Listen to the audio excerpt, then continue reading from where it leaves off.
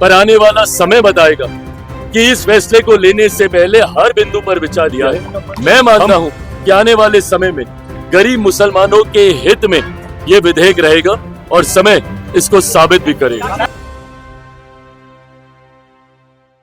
विलास के ऊपर सवाल उठाते हैं, मैं उनको भी कहना चाहूंगा कि आपकी नाराजगी मेरी सराखों पर कोई दिक्कत नहीं। आपकी नाराजगी तो मेरे उस पिता से भी रही थी जब उन्होंने 2014 में एनडीए का साथ देने का काम किया।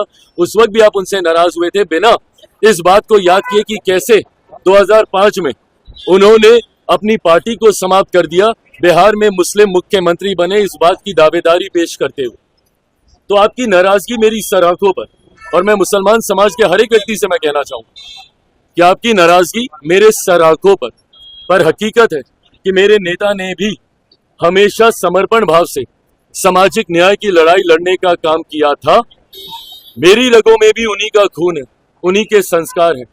मैं भी उनकी उस सोच को उतनी ही ईमानदारी से आगे लेकर चलने का काम करूंगा। वक्त बताएगा कि चिराग पासवान के द्वारा लिए गए फैसले आपके हक में थे या नहीं थे, पर तब तक अगर आप मुझसे अपनी नाराजगी भी अगर आप रखेंगे तो बस इतना याद जरूर रखिएगा कि चिराग पासवान का समर्पण न सिर्फ उस समाज के प्रति है, अल्पसंख्यक वर्ग के प्रति है, मुसलमानों के प्रति है, बल्कि उससे बड़ा समर्पण मेरे नेता, मेरे पिता आदरणीय रामविलास पासवान जी के विचारों के प्रति है। मेरा कमिटमेंट उनकी आइडियोलॉजी के साथ है और उनकी आइडियोलॉजी सामाजिक न्याय की रही है, और इसके साथ चिराग पासवान ने ना कभी समझौता किया था, ना कभी भविष्य में समझौता करेगा। चिराग पासवान के द्वारा लिया गया हर फैसला, मेरी पार्टी के द्वारा लिया गया हर फैसला मेरे पिता के विचारों को मजबूत करने की सोच को प्राथमिकता देने की दिशा में लिया जाएगा।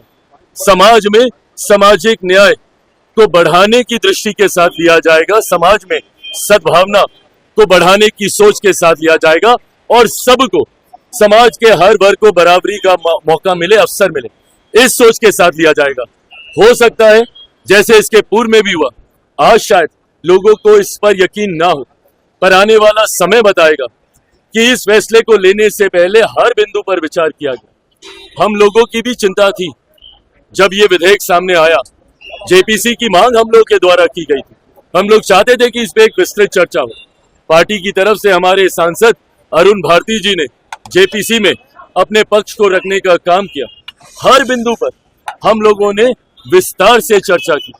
जहां पे हम लोग की शंकाएं थी, जहां पे हम लोग को इसको लेकर चिंताएं थी, शंकाएं थी, उसको भी हम लोगों ने वहां पे रखने का काम किया। कई ऐसे सुझाव पार्टी के द्वारा दिए गए जिसको समिति ने स्वीकारने का काम किया, और इन तमाम बदलावों के बाद, इन तमाम सुझावों के बाद जिस नए स्वरूप में ये संशोधन विधेयक भारत की संसद में आया, इसके हर बिंदु पर अध्ययन करने के बाद ही लोक जनशक्ति पार्टी रामविलास ने इसका समर्थन करने का फैसला लिया है। मैं मानता हूं कि आने वाले समय में गरीब मुसलमानों के हित में ये विधेयक रहेगा और समय इसको साबित भी करेगा।